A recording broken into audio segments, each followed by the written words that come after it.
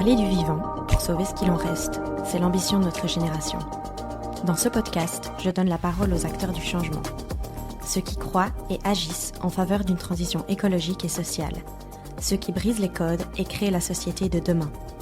Je m'appelle Laurie, je suis l'hôte d'Épicéa et j'espère que ces conversations révéleront en vous le chemin du possible. Si le podcast vous plaît, n'hésitez pas à donner une note sur Apple Podcast ou Spotify et à le partager sur les réseaux sociaux ainsi qu'à vos proches. Et maintenant, je laisse place à l'épisode. Bonne écoute! Bonjour à toutes et à tous. Si vous connaissez le mouvement Balance ton bar, alors mon invité ne vous est pas inconnu. J'ai l'immense honneur de recevoir Maïté Meus au micro d'Épicéa. Activiste féministe, fondatrice du mouvement Balance ton bar qui libère la parole sur les violences sexuelles dans le milieu de la nuit, mais aussi hôte de conférences sur l'engagement et animatrice de groupes de parole pour les survivantes de violences sexuelles. Cette conversation, c'était comme un gros câlin, plein d'amour et de bienveillance, alors bonne écoute. Bonjour Maïté, bienvenue sur le podcast. Bonjour. Je suis ravie que tu sois là aujourd'hui. Pour commencer, est-ce que tu peux te présenter dans les mots qui sont les tiens ? Alors, je m'appelle Maïté Meus. Je suis une activiste féministe et j'ai lancé la page Balance ton bar il y a 2 ans de cela. On va faire un peu marche arrière. Donc là, t'es quelqu'un de très engagé, surtout pour la cause féministe, mais pas que. Est-ce que la petite Maïté a toujours été quelqu'un d'engagé ? Ah, j'aime bien cette question. On me la pose pas souvent. Je suis ravie de sortir du lot. Oui, vraiment, tu sors du lot là. Oui, j'ai toujours été quelqu'un de très très engagé. J'ai toujours été très très sensible. Et je crois que ça m'a menée vers l'engagement que je porte aujourd'hui. Comment ça se matérialisait cet engagement quand tu étais enfant ou plus jeune ? J'ai été vivre en Inde quand j'étais petite. Je suis moitié indienne. Et donc j'ai été là avec ma maman et j'ai été vraiment très vite touchée par les conditions de vie des personnes autour de nous. Je pense que ma maman m'a vraiment très vite appris le service, la notion de service. Et puis quand je suis revenue en Belgique, j'ai été très touchée par le sans-abrisme. Avec ma maman, on faisait beaucoup de volontariat. Et je sais pas, je préparais des petits sacs, je prenais mes anciens cartables et je mettais des trucs pour les personnes sans abri qui vivaient près de chez nous. Je sais pas, je faisais des petits kits comme ça. Je sais pas si c'était un peu maladroit ou pas, mais en tout cas, c'était la bonne intention y était. Et voilà. Mais c'est fou. En fait, tu dis qu'on t'a jamais posé cette question, mais on m'a jamais donné cette réponse. Ah bah, top, merci. Souvent, les gens me disent « Oh non, pas du tout ». Moi, personnellement, j'étais pas engagée étant plus jeune. J'ai vraiment eu un déclic, on va dire. Ça fait du bien de voir des gens chez qui c'est là depuis le tout début. Et tu parles beaucoup de ta maman. Tu penses que du coup, ton engagement féministe, il vient d'elle ? Enfin, j'ai l'impression que tu admires beaucoup ta maman dans les mots que tu viens de dire.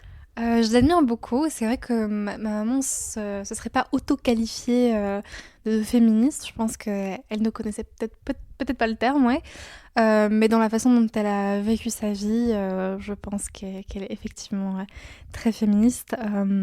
Elle m'a élevée seule. Elle a fait preuve de beaucoup de courage et c'est une femme que j'admire beaucoup, ouais.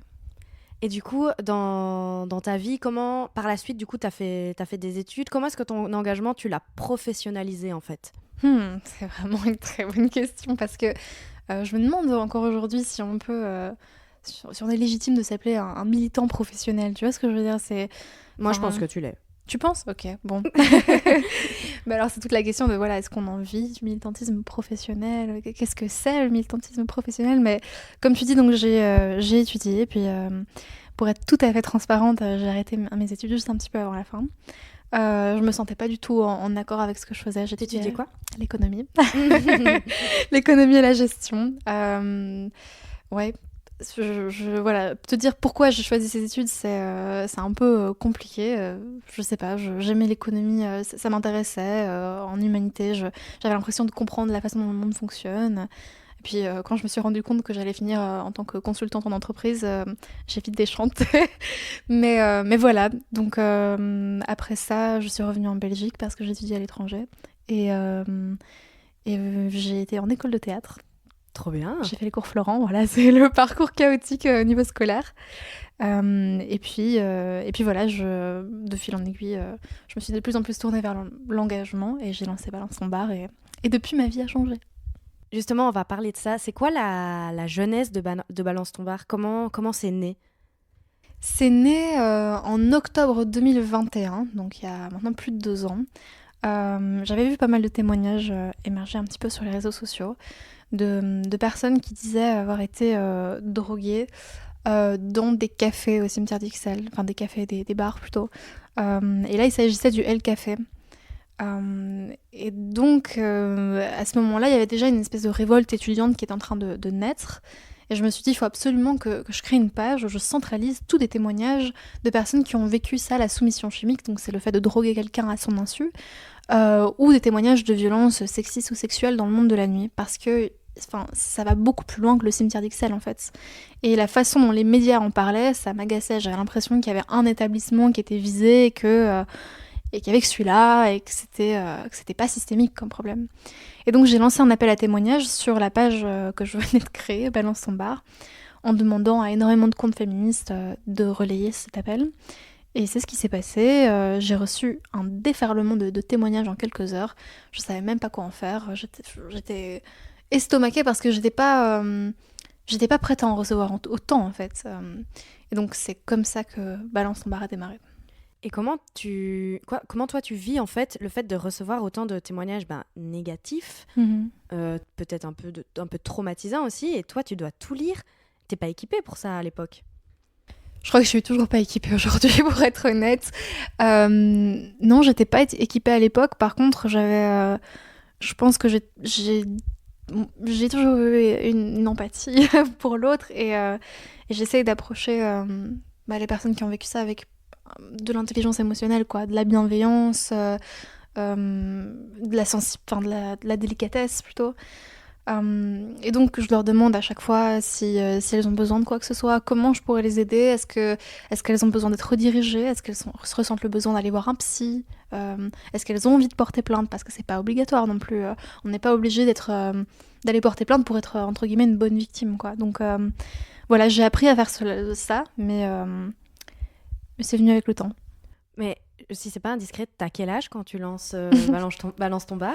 23. J'avais 23 ans, ouais. Et donc à 23 ans, t'as la maturité émotionnelle de gérer ça et de savoir quoi dire à ces gens aussi.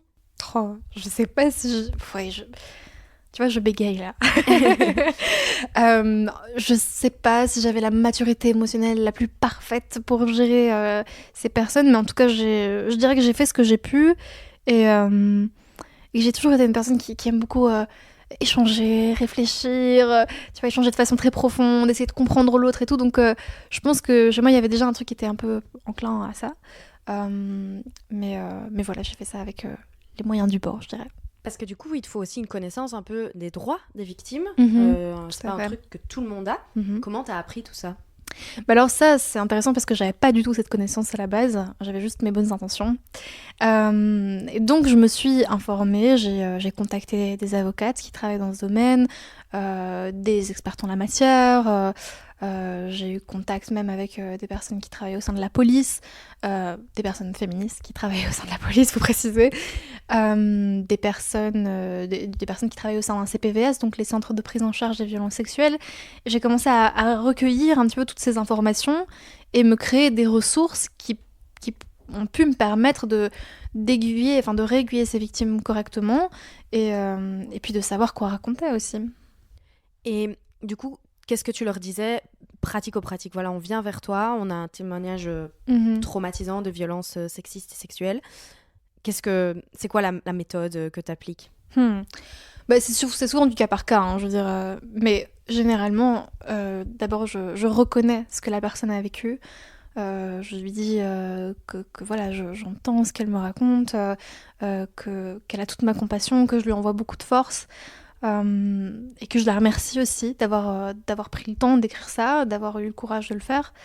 Ensuite, je lui demande ce dont elle a besoin. Donc, comme je te disais, régulier. Est-ce que tu souhaites avoir un numéro de professionnel ou peut-être une recommandation? Si oui, je le donne. Sinon, je lui dis que je vais mettre son témoignage en page et que je lui réenverrai. Pour qu'elle valide avant que tu publies. C'est ça, pour qu'elle valide. Je le fais et voilà, on voit ensemble s'il faut modifier des choses, si peut-être elle a donné un nom parce qu'on ne peut pas afficher quelqu'un comme ça. Mais ça, c'est aussi quelque chose que tu dois apprendre. Ouais. Moi, je le sais maintenant, mais à 23 ans, pas sûr que je le savais, tu vois. Mais je le savais pas, en fait. Je le savais pas, et j'ai contacté une avocate parce que j'étais un petit peu dans le doute. Et elle m'a dit, alors, s'il te plaît, ne fais pas ça parce que tu as déjà des problèmes et tu vas t'en attirer encore plus. Et j'étais un petit peu triste parce que, en fait, il y a des noms qui reviennent souvent. Il y a des noms d'agresseurs qui reviennent souvent et t'as envie de les afficher, pour être honnête. Quand tu vois la façon dont les victimes souffrent, quand tu vois que certaines n'arrivent pas à vivre après ce qu'elles ont vécu, tu te dis mais qu'est-ce que c'est que d'afficher un nom, quoi? Qu'est-ce que c'est, quoi? Ça va salir sa réputation, tu vois ce que je veux dire? Complètement, surtout quand tu dis qu'il y a plein de témoignages qui vont en ce sens. Tout à fait.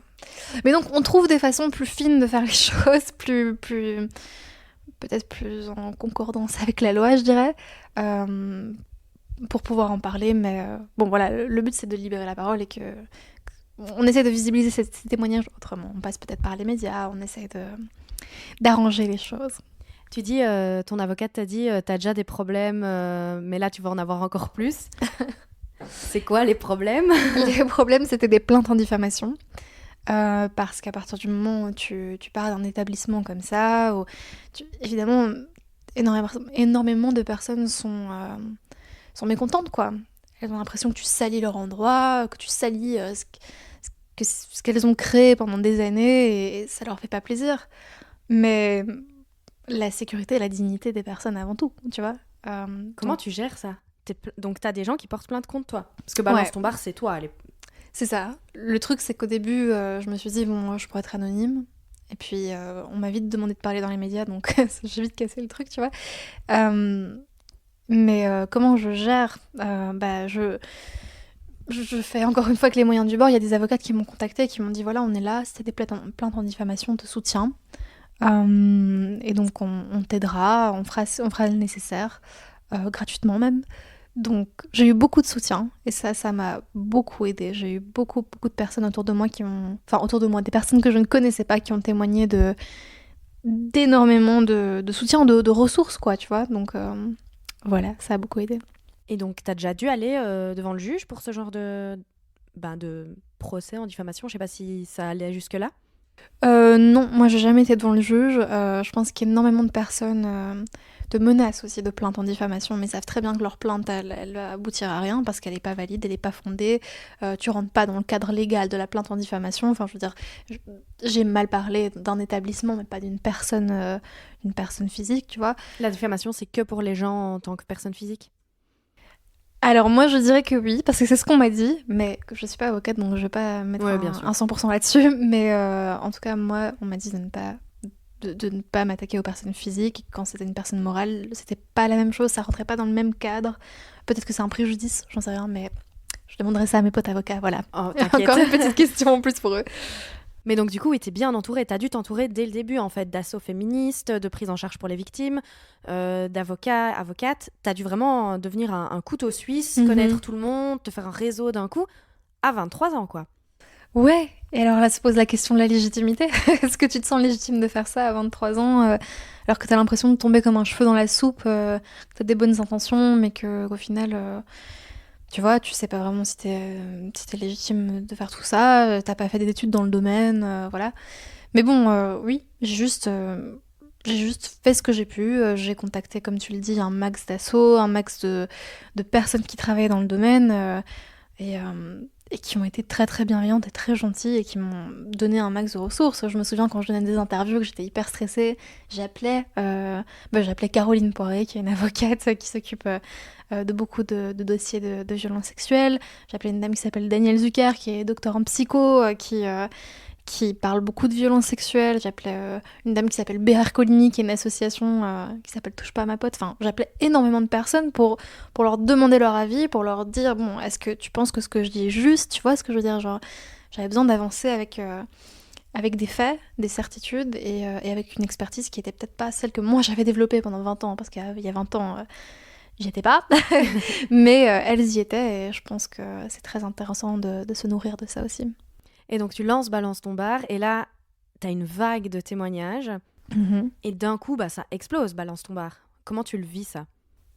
Je le vis de façon très si on voyait ma tête sur ce podcast, maintenant on verrait que je suis un peu... je réfléchis parce que de façon un peu choquée, je dirais, de façon un peu... je m'y attendais pas, on m'avait dit, oui, ce truc, moi, je lui donne 4 jours d'existence, quoi.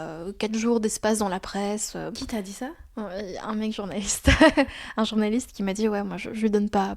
Enfin, ça ne prendra pas beaucoup d'espace médiatique. Ça fera le buzz une fois comme ça. On lui fait des gros bisous. On lui fait des bisous. Salut. Mais effectivement, ouais, il m'avait dit que ça n'occuperait pas beaucoup d'espace médiatique ou qu'on en parlerait un peu, mais que ce serait vu encore une fois comme un fait un peu isolé, machin. Et ça n'a pas du tout été comme ça. Ah non, mais t'as lancé une révolution. Mais waouh, trop bien. Mais ouais, ça a pris beaucoup d'espace et dans la presse, dans le débat politique, dans la vie des personnes, je pense, qui ont survécu à ça et qui ont témoigné, dans ma vie à moi aussi. Donc je suis vraiment très contente, honnêtement, parce qu'on avait besoin de ce type de ce type d'espace, en fait, pour parler des violences sexuelles, notamment dans ce milieu festif. Et on avait besoin de libérer la parole aussi par rapport à la soumission chimique. Complètement, et je te remercie pour ça. Est-ce que t'es fière de toi ? J'ai toujours du mal avec cette question. Est-ce que je suis fière de moi ? Je dirais que oui, honnêtement. Parce qu'encore une fois, comme je dis souvent, j'ai fait ce que j'ai pu. Maintenant, il y a tellement de choses que j'ai envie d'accomplir et je vois tellement d'angles morts en fait dans cette lutte. Quand je vois ce qui reste à faire, je me dis bon, ok, je serais fière de moi quand j'aurais fait ci, ça, tu vois. Mais bon, ouais, je pense que je devrais être fière. Je crois que tu peux être fière de toi. Merci. Tu parles du coup du fait que tu as eu des contacts avec les politiques, avec la presse. Comment ça se passe avec ces deux entités-là, justement ? Surtout que t'es quand même jeune, t'as pas une expérience... j'imagine t'avais pas eu beaucoup d'expérience avec la presse avant tout ça. Ça a dû arriver comme un tsunami sur toi. Un tsunami, ouais, c'est le bon mot. Un vrai tsunami. J'ai juste improvisé, en fait. Je me suis encore une fois nourrie de l'expertise de toutes ces expertes incroyables. Et j'ai parlé à la presse. D'abord, j'ai parlé avec mes mots et mon constat sur ce que je voyais, sur ces témoignages qui m'étaient livrés, toujours avec beaucoup de respect, de sensibilité par rapport aux témoignages qui m'étaient livrés et aux personnes qui se livraient, pas en dire trop, dire juste ce qu'elles ont envie de raconter. Apprendre à décrypter aussi la façon dont la presse gère la question des violences sexuelles. Ils en parlent pas toujours correctement. Genre, il y a la JP, donc qui est l'agence des... Waouh, je n'ai plus l'acronyme. Désolée, je peux pas t'aider. Ne t'inquiète pas, la JP, c'est une agence qui donne des recommandations, par exemple, aux journalistes. Okay. L'agence des journalistes professionnels, je crois que c'est ça. Qui a fait une série de recommandations par rapport au traitement de la question des violences sexuelles dans le monde de la presse. J'ai l'impression qu'il y a 3 journalistes qui les ont lus, quoi, tu vois. Et ça soit complètement dessus, quoi. Ouais, parce que t'as des personnes qui traitent vraiment la problématique de fond, qui comprennent que voilà, quand on parle de violence sexuelle, c'est intéressant de pouvoir redonner les numéros utiles, les ressources, de pouvoir considérer les violences sexuelles comme un fait, comme un truc systémique, tu vois, et pas comme un fait isolé. Et donc tu vois énormément de presse qui fait du sensationnalisme. Qui dit voilà, il s'est passé un tel truc, il y a eu un féminicide là, à tel endroit, il y a eu des violences sexuelles là, à tel endroit.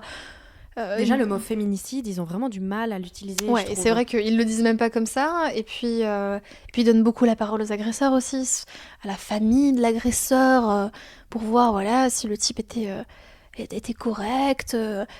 Tu vois, ça n'a aucun sens en fait.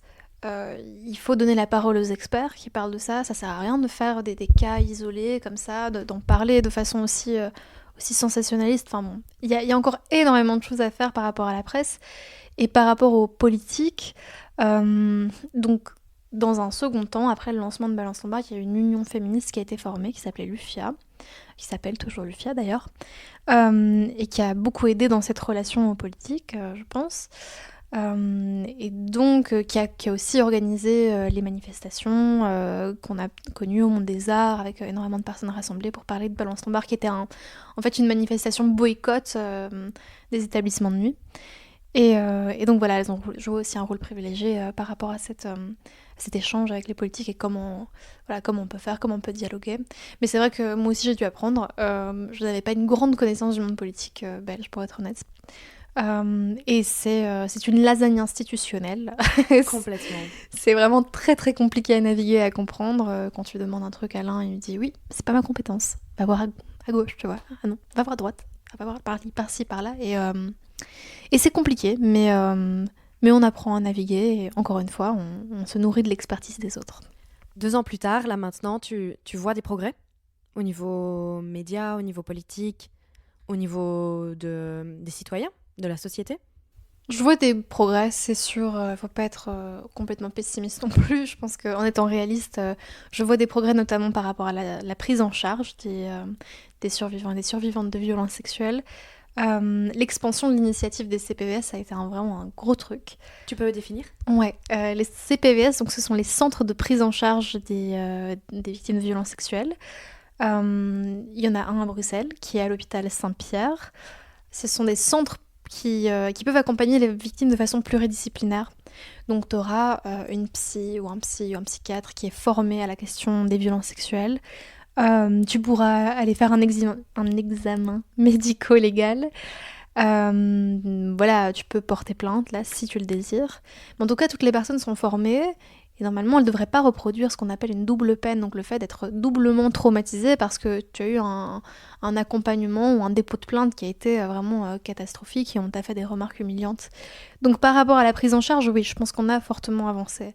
Maintenant, l'EVRAS, qui est donc l'éducation à la vie relationnelle, affective et sexuelle, a aussi été rendue obligatoire. On l'aura 2 fois sur le cours d'une scolarité. C'est pas assez, clairement, c'est vraiment pas assez, mais c'est un début. Concernant Balance ton bar, il y a eu un budget qui a été débloqué, un budget fédéral. Mais voilà, on a besoin de toujours... on a besoin de plus. C'est un budget qui était censé servir à la formation des établissements de nuit et à d'autres choses, un appel à projet du secteur associatif et une campagne de sensibilisation. Maintenant, je pense que les établissements de nuit manquent cruellement de formation. Ça n'a pas été fait évidemment partout. Ça reste encore beaucoup trop maigre. Donc on doit continuer à avancer. Il y a encore du taf, quoi. Beaucoup de taf. Et donc toi, du coup, Balance ton bar, c'est devenu un peu ta vie, c'est devenu ton travail. Aujourd'hui, c'est quoi ton activité? Il n'y a pas que Balance ton bar. Qu'est-ce que tu fais? Qu'est-ce que je fais? Alors, j'organise beaucoup de conférences engagées parce que le thème de l'engagement est super important pour moi et je crois beaucoup en la convergence des luttes. C'est pour ça que tu es sur ce podcast. Ouais, génial. Mais c'est vrai que y a des luttes qui m'ont plus touchée que d'autres de prime abord parce que j'étais très sensible au thème de la précarité, du sans-abrisme, comme je te l'ai dit très tôt dans ma vie. Pour toutes des raisons qui sont peut-être un peu plus personnelles. Le féminisme, c'est la même chose. Mais maintenant, je commence à m'ouvrir et à m'intéresser à plein de choses. J'adore venir voir les conférences que vous organisez d'ailleurs. Merci. Mais avec plaisir. Parce que je commence à voir évidemment tous les points de convergence et c'est hyper intéressant. Et donc, qu'est-ce que tu me demandais? Ah oui, comment se structure un petit peu mes activités et ma journée? J'organise beaucoup de conférences. Là, on organise une conférence en amont des élections aussi, pour les jeunes, pour les inciter à voter de façon responsable et en conscience. On ne pourra pas le dire assez, ça, clairement. Clairement. Le 9 juin, allez voter. Oui, c'est ça. Et le 7 et le 8 mai, le 8 mai surtout, venez à cette conférence qui va être super, où on donne la parole à des activistes et à des militants, en fait. On a envie de... Elle se situera où?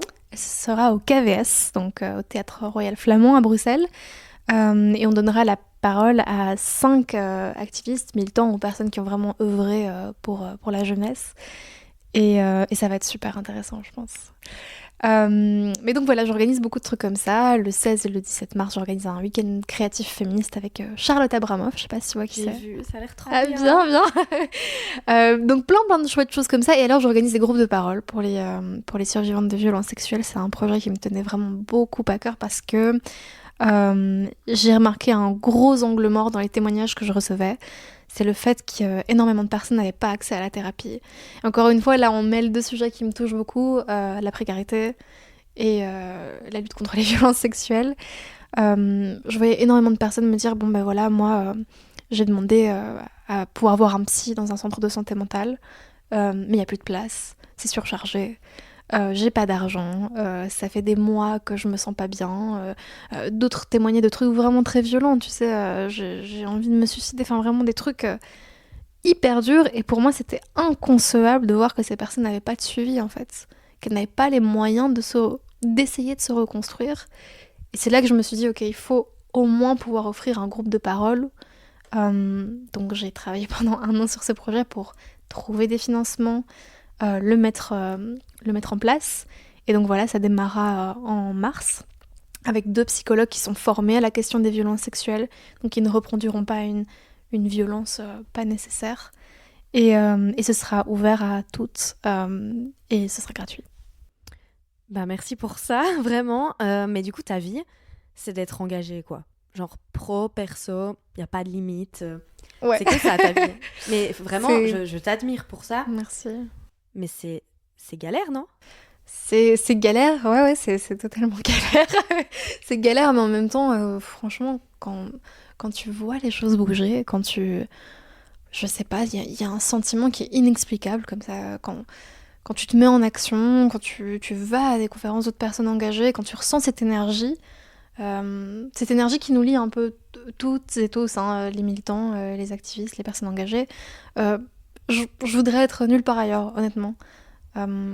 Maintenant, voilà, si ça pouvait être un peu plus stable et me rapporter un peu plus de thunes, je serais pas contre, hein, mais ça c'est le nerf de la guerre, tu vois. Et je pense qu'avec le temps, ça ira mieux. Mais en tout cas, je suis heureuse de faire ce que je fais. Mais parlons-en justement, tu me parlais en off un peu avant du fait qu'en Belgique, on est un peu claqué au sol dans le financement associatif, Ouais. notamment sur la lutte féministe. Ouais. Et en fait, c'est horrible parce que des gens comme toi qui font vraiment avancer le système, avancer les politiques, les médias, la police, ben vous galérez en fait. Ça va pas ? Bah c'est super gentil, mais bon, c'est vrai que moi j'aimerais rappeler que je suis visible, tu vois. Et il y a plein de gens dans l'ombre qui font ce travail depuis des années et qui galèrent. Mais c'est vrai qu'au niveau des financements, on est claqué au sol, comme je te le disais juste avant en off. On a eu la chance, on a enfin implémenté dans l'Union européenne la Convention d'Istanbul, qui est une convention qui permet de lutter contre les violences de genre, et donc qui met un cadre pour tous les pays de l'Union. Et tu as un groupe d'experts là-dedans qui s'appelle le Grevio, qui est en charge de vérifier la bonne implémentation de cette convention. Et donc ils font des rapports par pays, et ils ont dressé un rapport pour la Belgique. Donc ils nous ont dit gentiment, avec d'autres mots plus polis que les miens, mais qu'en gros, on était claqué au sol au niveau des financements associatifs, et que nos ASBL, notre tissu associatif, était dans une grande précarité, en fait, parce qu'on court d'appel à projet en appel à projet, des appels à projets qui sont pas énormes, hein, on se bat tous pour des petits sous, et qu'en fait, on a besoin de beaucoup plus de financement structurel pour payer des emplois, payer des personnes qui travaillent vraiment dans le milieu associatif et qui sont salariées là-dedans. Et donc ça, il faut absolument en tenir compte, parce que comment on fait avancer les choses au niveau féministe si on précarise tout un tissu qui est censé faire bouger les lignes, quoi. Ouais, parce qu'on a déjà du coup des victimes qui sont précaires, Mm-hmm. et du coup les gens qui les prennent en charge sont précaires aussi. Tout à fait. Donc il n'y a rien qui va, quoi. Bah à ce niveau-là, il y a peu de choses qui vont. Ouais, il y a peu de choses qui vont. Enfin, c'est mon opinion et celui du rapport aussi. Donc ouais, il faut absolument augmenter ces financements structurels, en tout cas revoir notre manière de financer le tissu associatif, parce que c'est pas normal que le monde politique se décharge de certaines compétences en se disant ah voilà, les assos de terrain le font, mais tu sais quoi, on va leur donner des cacahuètes. Ça va pas du tout, ça. Complètement. J'ai lu récemment dans la presse, Balance ton bar est de retour. Ah waouh. T'as fait une pause, il me Ouais. semble. Ouais. Elle venait d'où cette pause ? Elle venait du fait que c'était beaucoup. C'était vraiment beaucoup pour ma propre santé mentale. Je pense qu'avoir lu autant de témoignages, essayé d'être présente comme ça pour les gens, tout en sachant moi-même que j'étais parfois un peu précaire financièrement. Et mentalement parfois aussi, il faut être très très honnête. C'était beaucoup, et donc je pense que je suis arrivée à un truc qui s'appelle le burn-out militant. Quand on m'a dit ça la première fois, au début, quand j'ai commencé Balance ton bar, on m'a dit attention, tu vas peut-être faire un burn-out militant. J'ai rigolé. Je dis à tout le monde, mais non, arrêtez, ça va, c'est pas tant que ça. Et moi je gère de toute façon, et en fait on a un peu tous le syndrome du super-héros, en mode moi je peux, tu vois. En fait non, il faut être très humble. Je pense que j'ai réussi à être humble dans d'autres domaines, mais là, pas du tout. Il faut faire face à ses propres limites, en fait. Et donc voilà, j'ai eu une limite à ce moment-là, et je pense que je l'ai mise.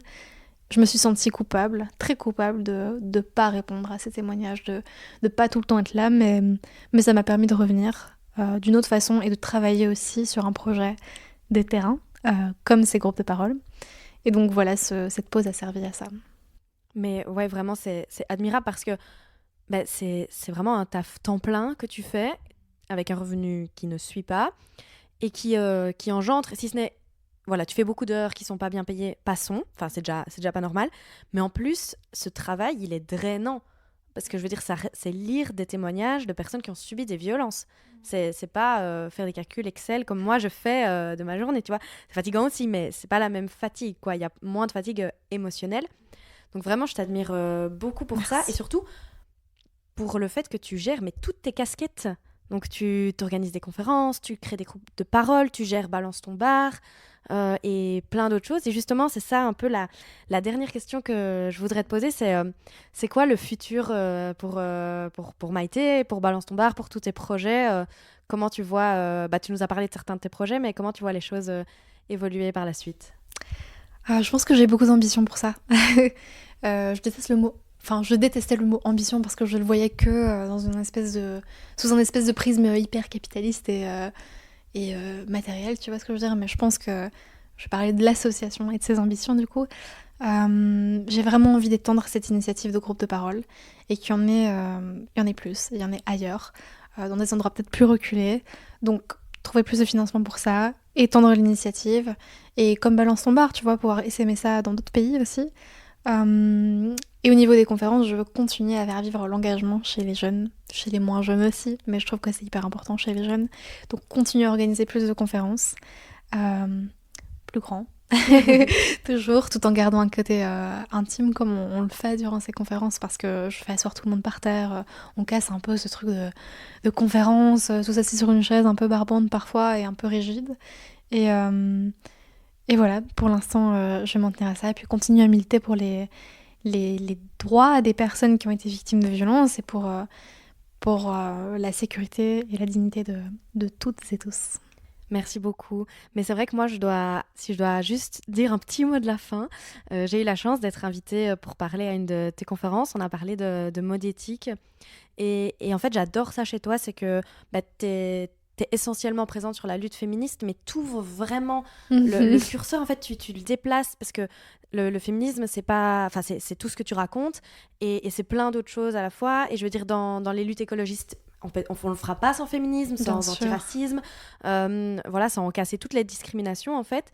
Et ça, je trouve que tu le fais vraiment très très bien. Donc je te remercie. Et je voulais dire aussi que, en fait, toi, tu ne précarises pas les gens que tu invites à tes conférences. Ah ouais, non. Je refuse. Non, mais ça, c'est vraiment... moi, j'ai jamais été aussi bien payée que la conférence que j'ai fait pour toi. Et j'ai même pas négocié. C'est-à-dire que tu m'as dit, il y a autant de budget, voilà. Et j'étais là, merci, voilà. Merci, mais c'est hyper important pour moi et c'est un point intéressant à soulever. Quand j'invite des gens, je veux absolument qu'ils soient bien rémunérés parce que ça m'est arrivé trop souvent et je ne veux pas répéter ce système. Je veux trouver des fonds pour les militants, les activistes, les personnes qui se battent tous les jours parce que, encore une fois, c'est un petit peu le nerf de la guerre. Et voilà, donc c'est super important et je continuerai à le faire. Trop bien. Juste pour terminer, où est-ce qu'on te trouve sur l'internet? Sur l'internet, il y a la page Balance ton bar, à travers laquelle vous pouvez me contacter. La petite adresse email, balancetonbar@gmail.com. J'ai l'impression d'être une pub téléachat, tu vois. Mais pour des trucs moins fun. Ouais, pour des trucs vraiment moins fun, ok. Mais on continue à mettre de la joie militante là-dedans, tu vois. Et sinon, je m'appelle Maïté Méus et vous pouvez me retrouver à pas mal d'endroits en ligne. Trop bien. Merci beaucoup Maïté, à bientôt. Merci. J'espère que cet épisode vous a plu. Si c'est le cas, n'oubliez pas de vous abonner au podcast. Si vous voulez réagir à nos propos, la section commentaires est faite pour cela. Ou alors, vous pouvez me retrouver sur Instagram sous le pseudo @goodmorninglo. On se retrouve dans 2 semaines pour un prochain épisode d'Épicéa et d'ici là, prenez soin de vous.